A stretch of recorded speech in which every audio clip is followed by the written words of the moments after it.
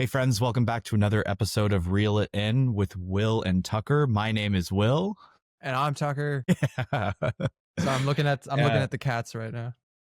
of course. And I'm looking at a dog. So, Right what could on. be more perfect than looking at animals, honestly? And very topical for today's episode because we're going to be covering an animal film called Good Boy, Sounds perhaps. heartwarming. It's a very heartwarming film, definitely. In today's episode, we're also going to be chatting a little bit more about one battle after another, some wrap up thoughts, recap thoughts, and then also going to touch on The Smashing Machine, the latest from um, Dwayne The Rock Johnson and Emily Blunt and one of the Safdie brothers. Tucker and I have been talking about movies like this for the past decade since we've been in college together. We just decided to put microphones in front of our faces and put it out into the ether to see who wants to listen. So, so Tucker, let's drop a line And dive in.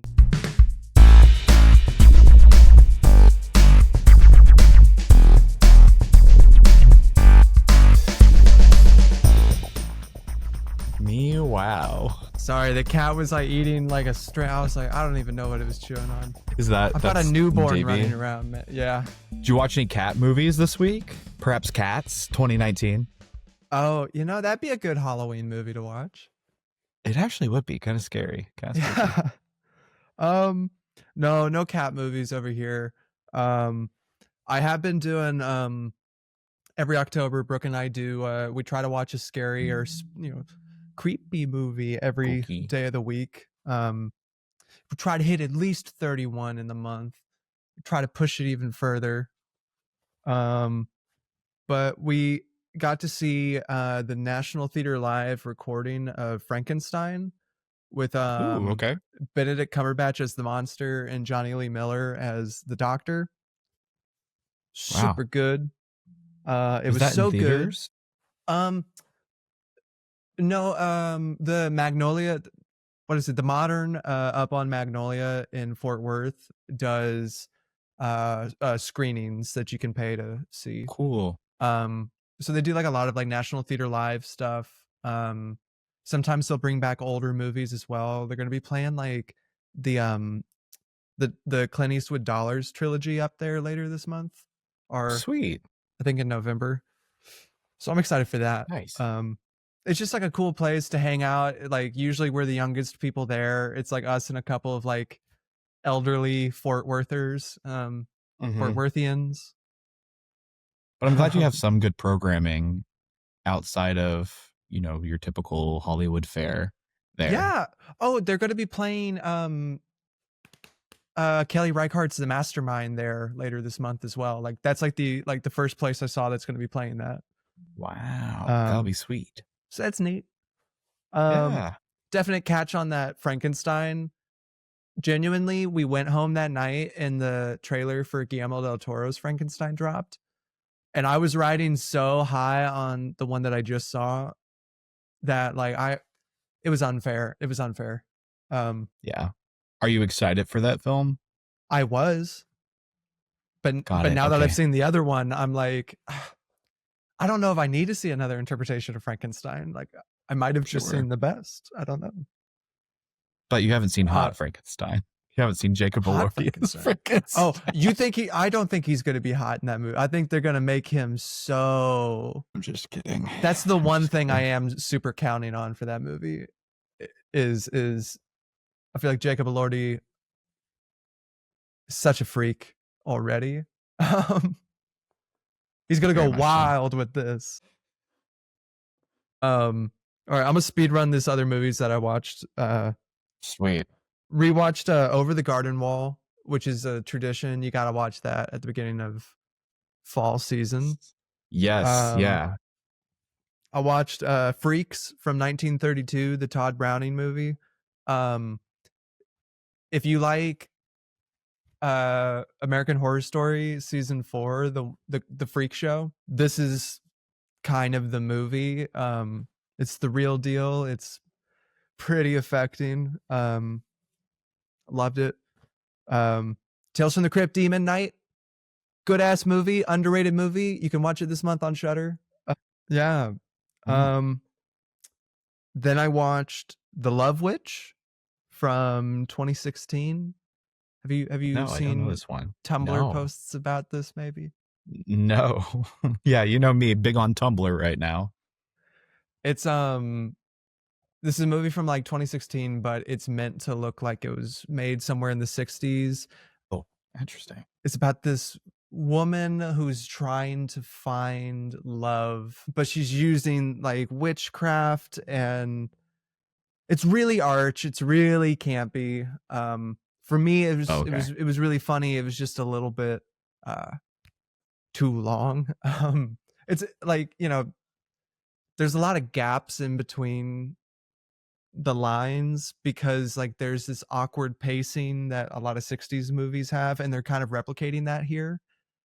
But for me, a Okay. couple of the after a while, I was just like, come on. Yeah. Um, It's interesting that they're trying to replicate not only the visual aesthetic, but also the pacing and direction of yeah, these and the films. blocking too, honestly. Um, which is like convenient when you're making like a really cheap independent film. Um, Yeah. and it did Which look really good. is this considered a cheap independent film? I would say so, yeah. Okay. I don't know how cheap it was, but it definitely had that independent feeling to it. Yeah. Really, really gorgeous movie to look at. Kind of trippy too. Um, and then I watched Sorcerer, the William Friedkin movie. It's on Criterion Channel right now. Fucking what an intense thriller. I keep hearing film bros talk about Sorcerer. I had no idea what it was about, so I won't really get into the plot details because I think it is really fun when you don't know what it's, because the movie, the way it goes about for the first about like 20 minutes, I was like, how are these things connected? What is this leading towards? This is like, it gives you like a couple of different like stories that seem completely random and nothing to do with each other. And only Yeah. after, about 20-30 minutes, you kind of get, oh, that's what this movie's going to be about now. Okay, this is interesting. I will say it's hell. It's crazy. Hell to like you enjoy the experience or hell to sit through and go No, through. you enjoy the experience, but you just, if you're like me, you sit there and you wonder how was this like possibly, how did you make this? This seems like genuinely impossible to have made.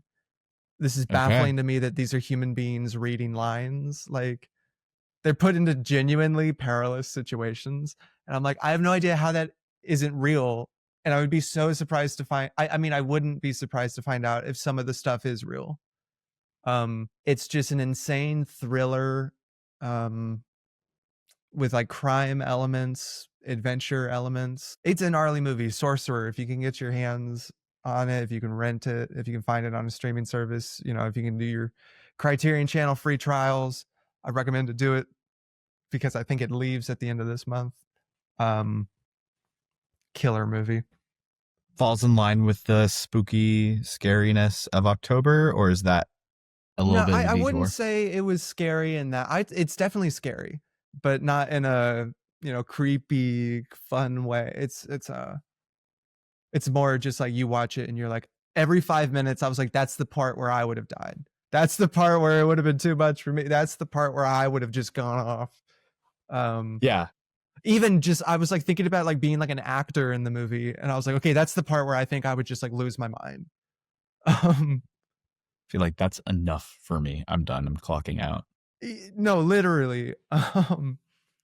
And those were all my watches except for Smashing Machine and Good Boy, which we'll Great. chitty chat about. What have you been watching, Will? As you know, I'm very excited for Tron. Well, Aries coming yes, out this week. yes. So I did revisit the original Tron Had and you ever Tron seen it? Legacy. I had seen it. It's been a long, long, long time. And I think I just have more and more appreciation for the original Tron with every subsequent rewatch, especially considering the ways that Legacy changed the story and the direction of the story. Um, Tron, wow, just like it's hokey, it's campy, it's everything that you would think of as an 80s film, but it was so revolutionary with its with the computer graphics and the story, the idea of getting inside of a personal computer at the time, and like what does that look like? This was so revolutionary because nobody had like thought to ask those questions before, and that's why so many different studios passed up on Tron.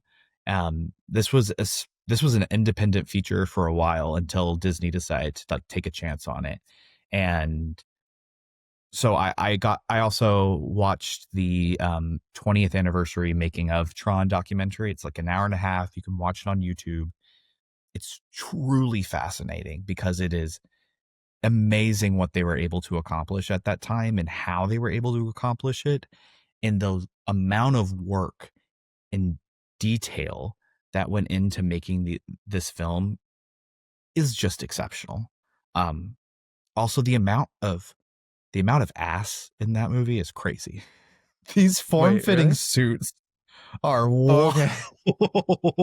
I was like, You're oh, like, is there like a hold locker on. room scene in Tron? Like, does it go Yes, in the full locker. challengers and I just never heard of this? Well, funny enough, it kind of does go full challengers at the end, which took me by surprise. But wow, like just what an incredible film. And then I also really love Tron Legacy.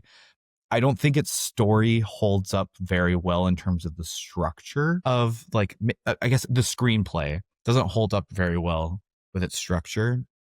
However, the idea of taking this original concept and expanding on it, they're not going back to the same grid from the original Tron. He made a new one, and now it's about creating life and what does it mean to be alive and what does it mean to um, be in a fascist regime. All of these really, really interesting ideas while taking what Tron did well and iterating upon it instead of retreading the original, which is what we've seen from so many Lego sequels. You just take the original and redo it. With Tron Legacy, they're like, no, we're going to expand, we're going to grow this world. And it was at that point that we really got a lot of really great lore in the Tron universe. So I'm really, I catch both of these movies, huge catch. We'll have to see if Ares is a catch. I'm a little nervous, I'm so but at the nervous for very you. least, I'm so nervous, dude. At the very least, it's gonna. I'll just have a fun time enjoying the visuals. It's gonna look Um, good it's regardless. gonna look good. It's gonna sound great. Mm-hmm. Um, Incredible, incredible films. And then I did get a chance to catch One Battle After Another again in 70 millimeter IMAX, and wow, I can't think of anything poor to say about this film at all. It's just a fantastic ride. I had so much fun watching this again, and I felt more impacted by the story the second time around, and also much more appreciative of the craft behind it. Everything that went into this film. And I don't know about you, but I think you mentioned at the end when you're going up and down these hills in IMAX 70 millimeter, I got nauseous. I got nauseous, Tucker.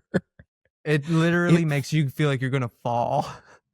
Yes, you feel like you're on a roller coaster. You really Yeah. feel like you're on a roller coaster. I'm gonna go see it again tomorrow, because Brooke and her mom really wanted to see it. Um, Nice. I've just been enjoying at the movie theater. I don't think I've seen one person say, "How can I have a ticket for One Battle After Another?" Without a doubt, every single person comes up and goes, one ticket for honey, what's it called? The Leo movie. The Leo movie? Really? Everybody I have seen has come up and been like, one ticket for the Leo movie. Uh, the Leonardo DiCaprio one. I don't know why. That's just been like so funny to me. I'm like, because I was like, I guess it's kind of a title with a lot of words, and then I looked and I was like, one battle after another. Okay, no, it doesn't have a lot of words. That's not it. I'm not really sure what it is. The title isn't really sticking with people. Yeah, you should have just gone, oh, I'm sorry, we don't have a Leo movie. We have a Chase Infinity film or a We have Tiana a Taylor film. Benicio movie. We have a Benicio film. I mean, it did make me think about. I'm pretty sure the original title for this movie was Battle of Bacton Cross, starring Leonardo DiCaprio. I was like, what is that? You know, it did make me think like Battle of Bunker Hill style thing. Totally makes sense when I was watching the movie why it was called that. I do think One Battle is a stickier title, um, but apparently a lot of the average film goers don't think it's a very good title. I don't know. I mean, it's kind of like Everything Everywhere All at Once, that kind of title. It's It's a little unusual. repetitive, but I think it's fun.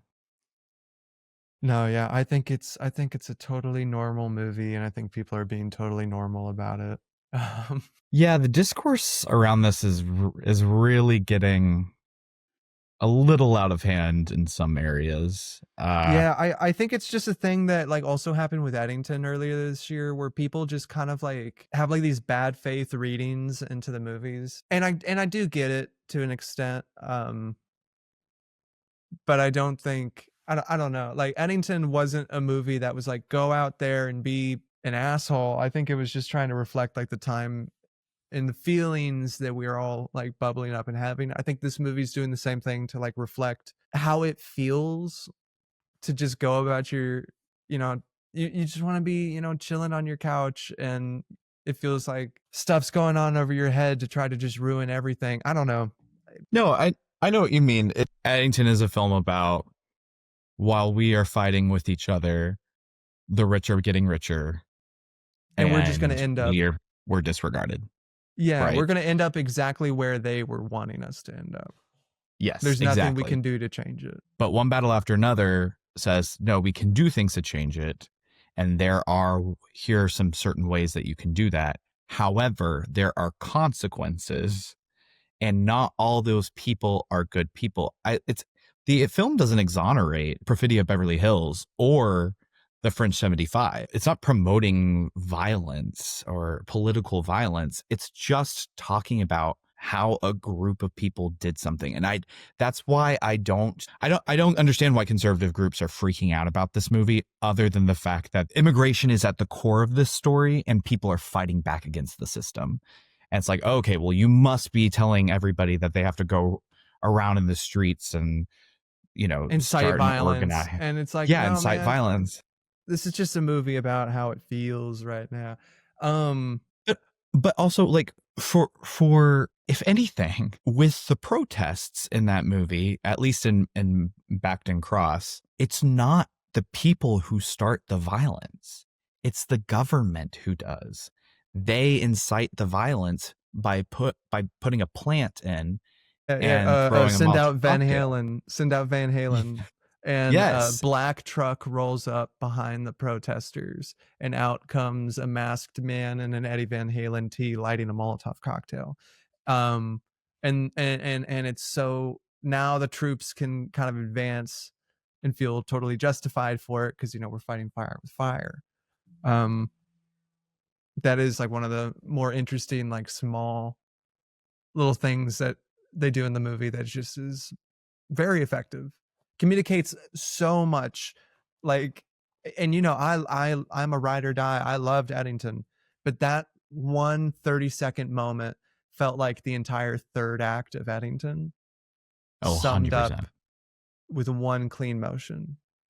I don't know, any movie that's like this is just really exhausting to hear people talk about, because you know you want it to go to the right people and you want people to get the right message from it, and it's just so frustrating when you can be kind of dense about it and just, you know, I don't want to think about it, so I'm not going to think about it that deeply, and I'm just going to say this is bad, this isn't helpful, this is unhealthy, this is, you know, going against everything I believe in. I don't really know how this movie can do that. I understand like the criticisms, and like I can't really speak on it, but I just want, like, I do understand the criticisms about like the depiction of like black women. I get it. It's a little bit tricky when the movie is written and directed by a white man. That, you know, this happens every time Quentin Tarantino makes a movie with black characters. There's it's either like, oh, he did a really good job, or like, oh, he kind of shouldn't be sticking his nose in. It's not his Yeah. place to try to be the revolution of writing that character, but at the same time, sometimes he does it pretty well. um so Right. I totally That's get that the argument. I think the thing that we're both like, what the fuck, is it's like, this is not a dangerous movie. This is a no. very hopeful movie. It's a It's very positive movie. I don't think there would be such freak out if immigration wasn't at the center of this.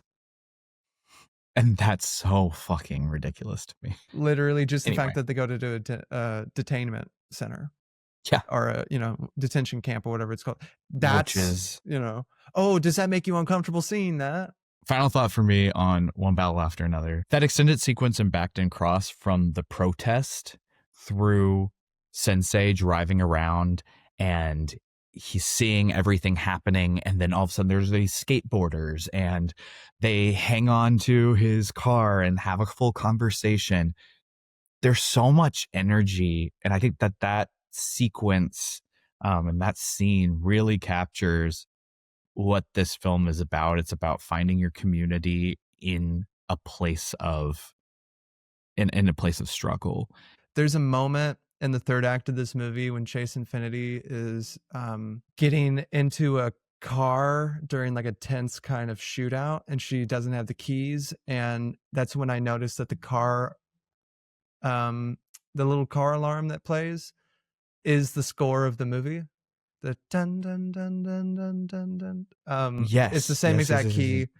I thought that was, I don't know, that's just one of those movie magic things where I'm like, you didn't have to do that, but you did. Very similar to the final one of the final scenes where they have Yeah. the two. I did not recognize that wasn't the score because it fits in and flows so well with the rest of the score. And then it does eventually, the Yeah. score does come back in, but the pattern of those two, let's just call them walkie-talkies or uh Yeah, the little air like tags. transmitters. Yeah, the air Yeah. tags. The musicality of everything. Everything in this film just rings out with musicality. It's just amazing. I'll shout out a couple little favorite things. There's a line where the little Christmas adventurers, Hail Saint Nicholas, insane, insane. There's a part where they're trying to like give this guy a debriefing on like what everything he needs to know, and we got this information from a woman under the alias of Jungle Pussy, and he goes, "Where is she now?" And there we go. "Oh, well, she's dead." He goes, "No more pussy," which is just one of the funniest lines I feel like I've heard. No more pussy. Also, no more haters, punk trash, no more lunatics. And I'm very, very, very happy that Leonardo DiCaprio finally gets to vape in a movie. I know he's been wanting to do it for so long. He's been waiting for this. This is method for him. Yeah. I'm curious, was that his personal vape? Did they make a prop vape and then he would go in between takes and hit his own vape? These are the questions I want answers to. If anybody worked on props for One Battle and you listen to this podcast for some reason, let me know what's going on with the vape. If anybody knows somebody that worked on this, all my LA friends, you're in LA right now, we could get the message out there. What's the deal with the vape in One Battle? Was it real? We'll find out. We'll find out eventually. Incredible. One battle after another. Go try to catch it if you can. Moving on, we have a couple other films that we'll just quickly give some thoughts about. Oh yeah. Why don't the main movies of this week, of course. The main movies of this week, yes. Let's start with Good Boy. Yeah. Good Boy is a new indie horror film that is from the perspective of a dog. It's a brisk 73 minutes, 78 minutes.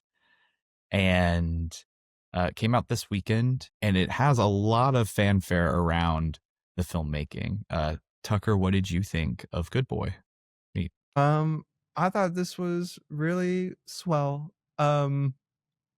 You kind of think maybe a movie with can you really be attached to a dog for that long to watch a movie and not lose interest? And the secret is to cast the most perfect and adorable dog that has ever lived. I've owned dogs. I've owned Yeah. many dogs, and I'm gonna be real. None of them are cute as that. Indy He is playing really Indy, cute. the t- the the titular good boy. It was a very good boy. Um, this is the director Ben Leonberg. This is his own dog. At the end of the Yes. movie, did you stick around for the after credits? I thank God I did. Okay, yeah. Low key, the best part of the movie is at the end after the credits. They show you how they filmed it. Um, and the remarkable task of like not cluing a dog in that he's in a movie.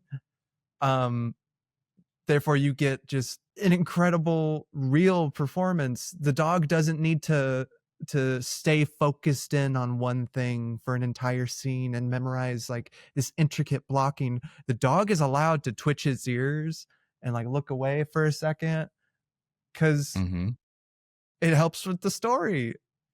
Yeah. What is that dog looking at? This is the best animal acting I've ever seen in a movie. And it's because they let the dog breathe. They did not have multiple dogs that they were like moving in and out. They were Yeah. not using these traditional methods used with Hollywood dogs, Yeah, Airbud these and pampered these nepo babies, honestly. But because of that, right, it took 3 years for them to film this movie. Yeah, I think they said like And that 400 days of shooting. yes, it's insane. But at the same time, you I think that's where I love that's like my first point is I love the filmmaking of this. It is so boots on the ground, get your hands dirty, let's just make a movie because we want to. And using what we have in a home and what we have access to. And that is quintessential like film making 101. Start with your small indie horror film and let it grow from there. Um, that th- I thought that the filmmaking was just beautiful and Well, fantastic. and So that's like storytelling 101 too, is put a put a dog or a cat in peril and you kind of have an audience immediately hooked, yes, cuz how can you not be on, sympathetic or empathetic towards, an innocent? It's like seeing a baby in yes, peril. and working within the constraints of what you have. Limitation breeds creativity. Um, but I think this film is essentially the best example of that. I would love to see this done on a larger scale. Okay, I was waiting for the However, however. I think that the story is it's simple. The scares are fine. The story is fine. It doesn't do anything to reinvent the wheel, and it isn't. I don't think it's really great. Um, but I just enjoy that they knew let's make this 70 minutes. Let's just focus on the dog. And it was wonderful for that reason. But I will say, the eyes that the filmmaker had, I think some of the times the movie looks the best is when he's just filming out a window and like a car is driving by and you see the lights kind of. It's when the dog has been like left home alone and he's waiting for his owner to come home. And like it's Yeah. raining and there were a lot of points in this movie where I was like just really taken aback at like honestly how good it looked. And I think it's really smart to place the camera so low because we're always used to the camera being about as high as like a human's eyeballs are. So having to be so low, giving us kind of like it was creeping me out the entire time because I kept like trying to like wait for the thing that was up there to come and get me. It's an effectively produced horror film. That's great. So, Tucker, are you going to be catching or tossing Good Boy? All right, boy. Okay, I was going to do a dog thing. No, okay. I'm going to be catching this. I think it was really charming. This kind of reminds me of one of my favorite horror movies, not in plotting or aesthetics, but it reminds me of the original Evil Dead because it's Mm. it's made purely by the want to make a movie, not with any of the means to actually make a movie. And I think they really, with that, created such a great visual vibe. And yeah, I'd just be excited to see other movies from this director. What about you, Will? How are you feeling? Same. I'm going to be fetching That's Good what I was Boy. looking for. That was it. Uh, I knew it. I fucking knew it. I'll be catching Good Boy. Although there are times at which I was frustrated with the pacing and with the story of the film. It's totally made up for it in its charm and the scrappiness of this filmmaking team. And like we said, constraints breed creativity. And this is the perfect example of that. And I'd love to see the film completely unedited with like no sound in the background so I can Oh, just hear them calling out to Indy and just knowing what they did to get that performance out of that dog. yeah. One of the best edits of the year. Yeah, 100% an yeah. incredible editing. Um, but that wasn't the only thing that came out this weekend, Tucker. Pretty big flop at the box office, at least, was The Smashing Machine from A24, Benny Safdie, and The Rock. This follows Mark Kerr in the late 90s, early 2000s, where we start off at the peak of his career and watch how he reacts to slowly coming down the hill from there. Tucker, what do you think of Smashing Machine? First off, it's an incredible performance movie. I think everybody in it, the professional actors and the non-actors alike, do like a stellar job with it. I was not expecting it to be as unconventional as it is. It's not a conventional 3-act movie. And when I found out it's based on a documentary, it kind of makes sense because I was thinking about a lot of these scenes and I was like, oh, if this was a documentary, I wouldn't even be thinking about the fact that there's no structure. But seeing it in the movie, I'm just waiting for, what's the payoff of this moment going to be? Sometimes it's just a moment and it just kind of comes and goes. It's very day in the life. It's not quite cinematic. And that is what is intriguing to me about this movie too. It's great performances. They're a little old, not a little old. They're pretty old to play these roles too, by the way. He's I like think he was 30 like in years his older than Mark Kerr. yes, quite old. But I understand that you probably needed that physique to play this role. And Emily Blunt, of course, is much older than her character as well. I thought that for focusing on this side of his career, I think this is a really, really great sports film. Like you can show this to your dad and be like, we're going to watch this sports movie. And it's going to be a different kind of sports movie for him, but still an effective crowd pleaser, I think. And I do enjoy the way it's shot as well, which is very much like a documentary. It's almost, he was inspired by the cinematography of a documentary when making this movie. There are some pacing issues with the film, quite a bit in the second act.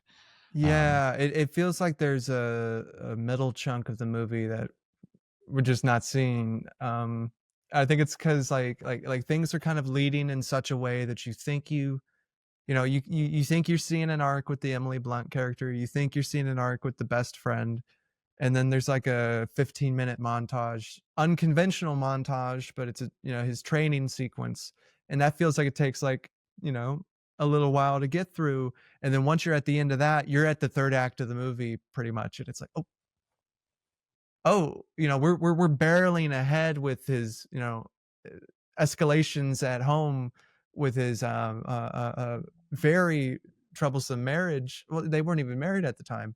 um No.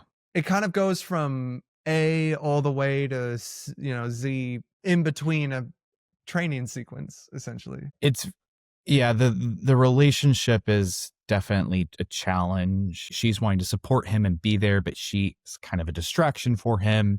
But we don't really know, we're not really told how everybody else feels about her or how they feel about their relationship other than, oh, they're toxic. And like, okay, yes, we know that they're toxic because we've been told that and we've been shown that, but where did this come from? Like, I'm missing, how did this begin and how did we get here? And I think Yeah. one of the one of the troubling parts about telling this story from the peak.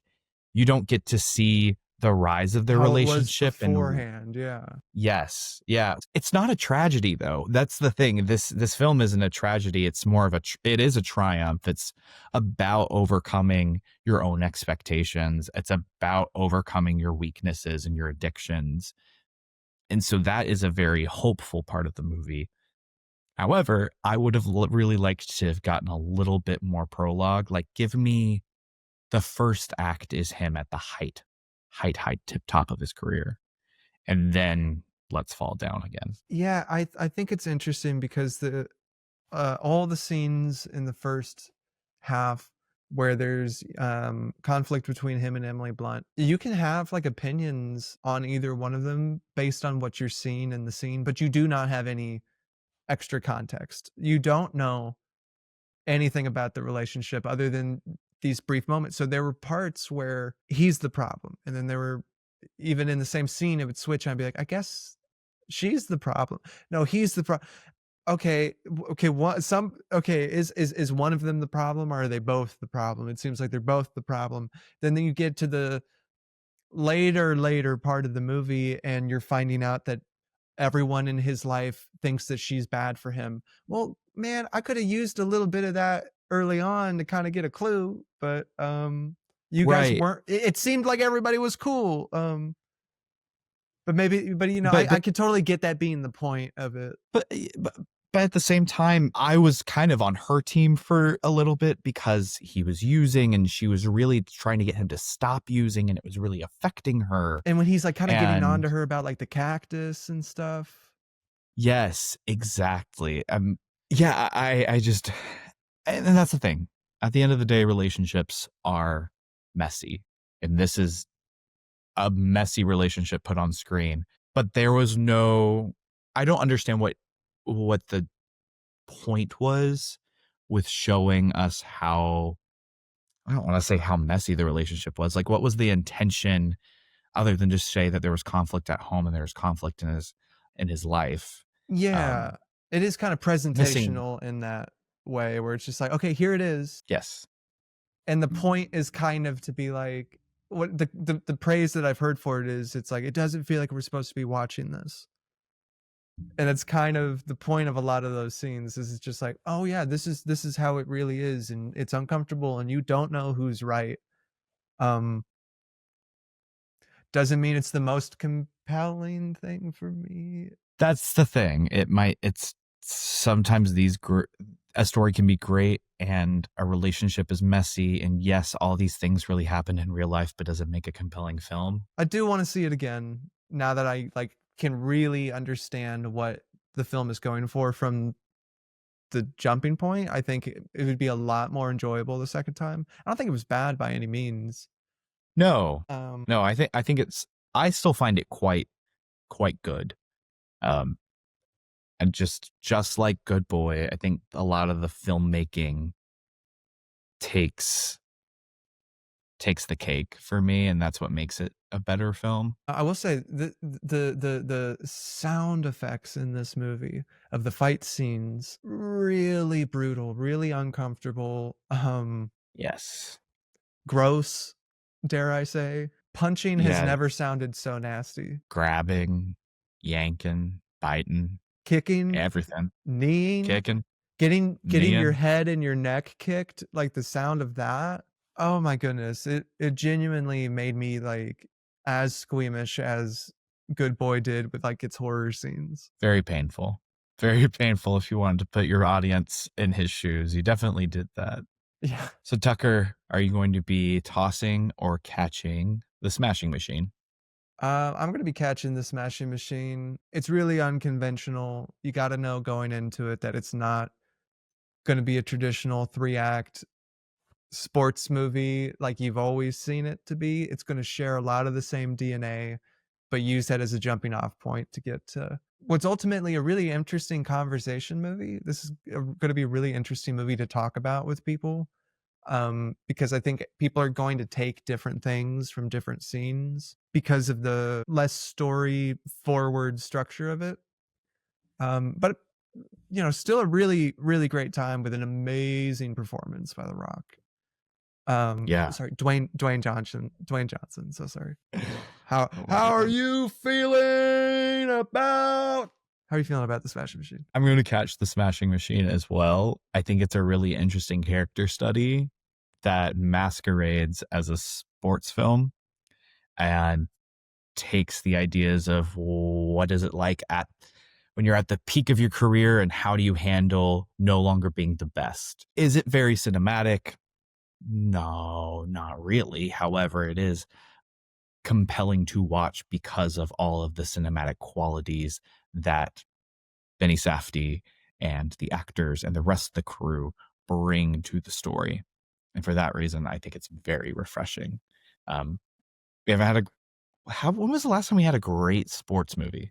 Like a good sports movie? Him 2025. Jesus Christ. All right. And with that, we're going to see you next week. Gosh, I don't know. The last one I can think of is Moneyball, and it's not even really a sports movie. I was also going to say Moneyball. I feel like it might have been Moneyball. Somebody's probably screaming. The senior. Hey, it wasn't the worst. I mean, yeah. Anyway. Well, Yeah. I'm glad that we got a good sports movie this year. Yeah. Well, Tucker, thank you so much for joining today, of course, on this week's episode of Reel It In. Next week, we're going to go back into the grid, my friends. We're going to go into the grid. Minecraft?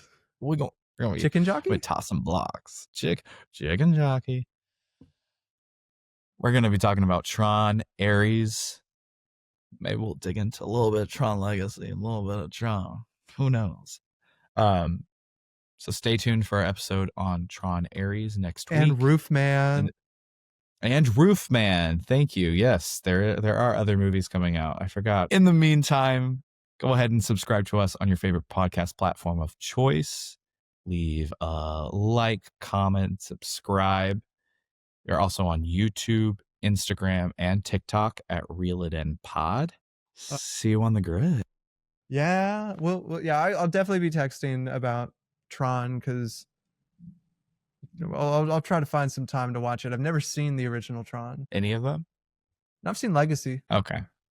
Just Legacy. But I only saw it when I was 13. Yeah. So I'm gonna have to go back to the grid.